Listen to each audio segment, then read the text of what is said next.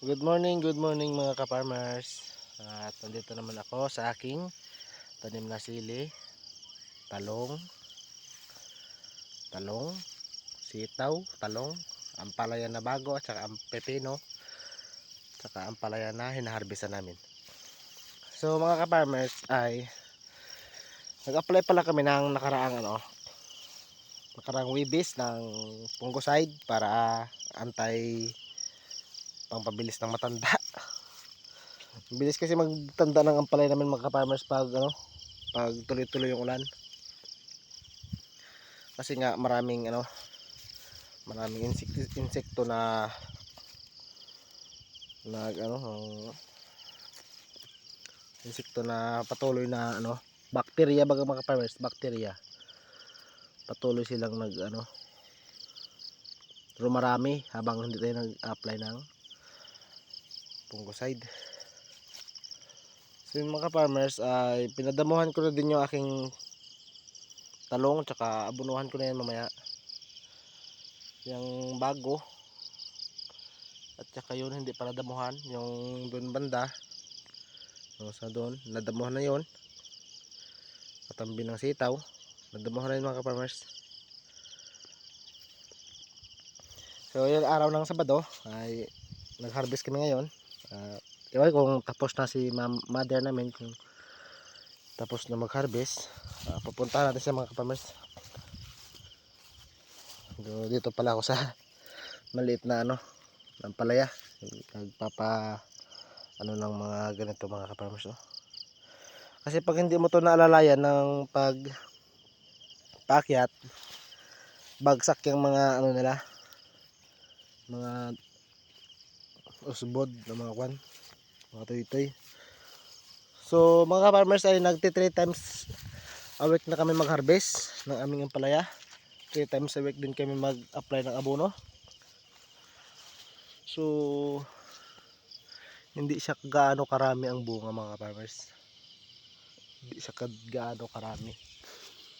Pero siyempre nagpa-recover. Ito na yung kalabasan ng ating pan-recover mga farmers. Kita nyo yan, maliit yung kanyang dahon. Pagpunta dito sa dulo, lumaki na siya. Yan. Yan ang apekto ng ating pa-recover. Sana tuloy-tuloy na tong init at hindi na umulan ngayon, para pag umapply tayo ng fungicide o kaya insecticide, hindi masayang yung ating gamot.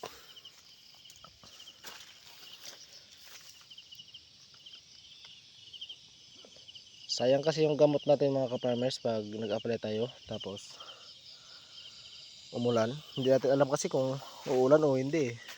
Kasi nung umapply kami ay hindi pa siya malilim yung langit, marang hindi siya ulan.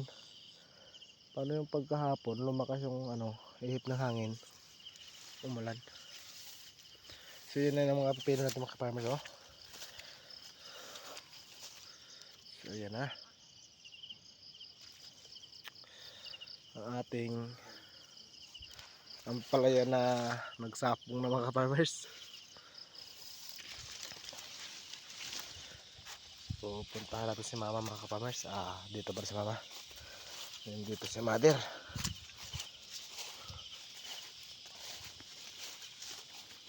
So napapansin nyo mga ka-farmers ay maliliit yung mga bunga, hindi gaano karami kasi nga nagti 3 times a week na kami mag-harvest.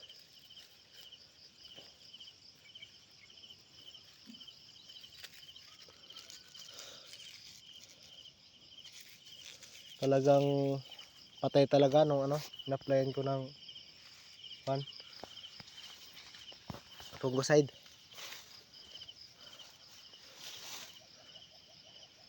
So madami ang mga patuytuyin na mga bunga. So magpapa-recover sana tayo ngayon. Mag-apply sana tayo ng asin. Pero hindi kami nakabili ng asin. Sa Martes na lang siguro mga ka-farmers. Sa Martes na lang mag-apply ng asin. Hindi kasi ako nag-foliar dito mga ka-farmers, kundi yung aking ginagamit na foliar yung asin. Yung asin kasi pampabalik ng taba ng lupa. Pampabalik ng sigla. Ayan ay. Pero foliar pwede din. Mag-foliar din minsan.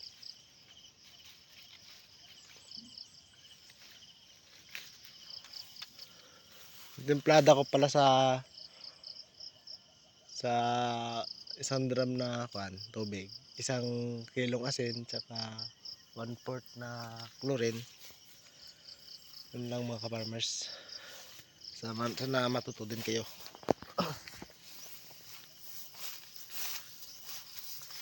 So habang nag-harvest si mama mga ka-farmers ako ay nagpa lang toy ng mga bunga. Hindi na sila gaanong makita kasi nagkapatong-patong na sila.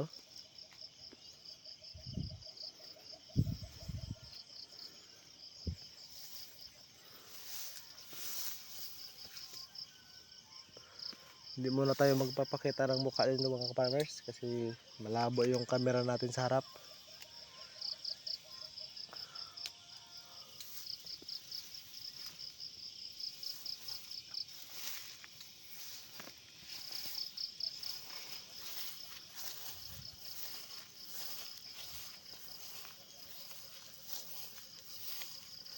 Okay, napakama.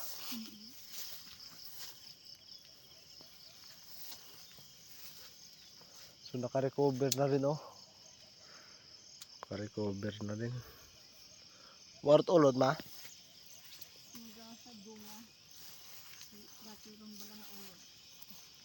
May uod pa daw kasi na-wash out yung ating apply ng insecticide kasi umulan.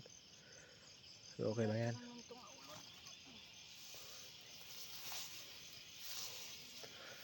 Ito mga ka-farmers yung sinasabi ko sa inyo na punggos yun. Kasi nga umapply tayo ng Webes.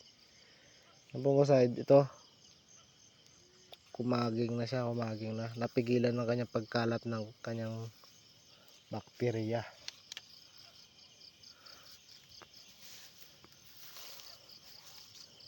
So hirap talaga pag nakaranas ng ganito mga ka-farmers. So may nakita akong uod mga ka-farmers kumakain, tingnan natin.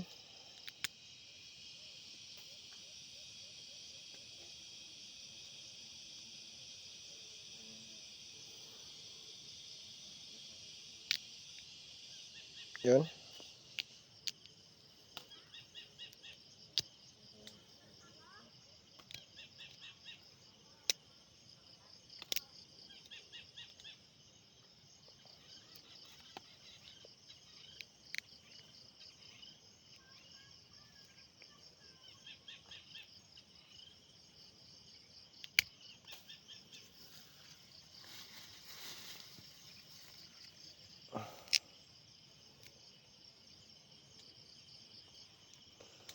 So wala na sa mga farmers.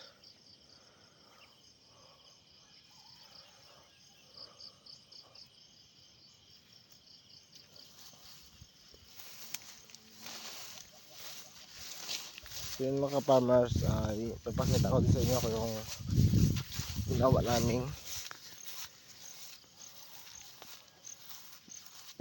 plat at nilagyan ng mulch. Tara, let's go. So dito mga farmers yung tatamnan ko ng kamatis. Hindi ko pa pala ito natapos kahapon mabutasan. Gawa ng umulan. Yan.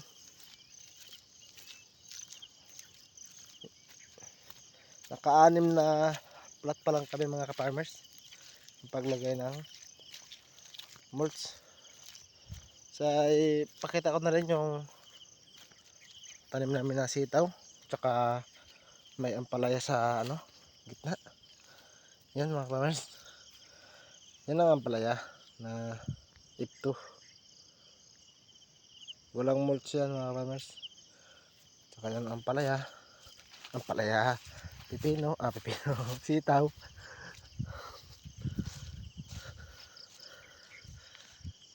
Kita niyo ba sa lawak mga ka-farmers? Yung kamatis ko mahaba din yan. Mamayang hapon ako magtatanim mga ka-farmers ng kamatis. So hanggang dito lang mga ka-farmers at maraming salamat. Pa-share na din ang aking video at pa-like, pa-heart, pa-follow na din mga ka-farmers sa aking Facebook page at maraming salamat.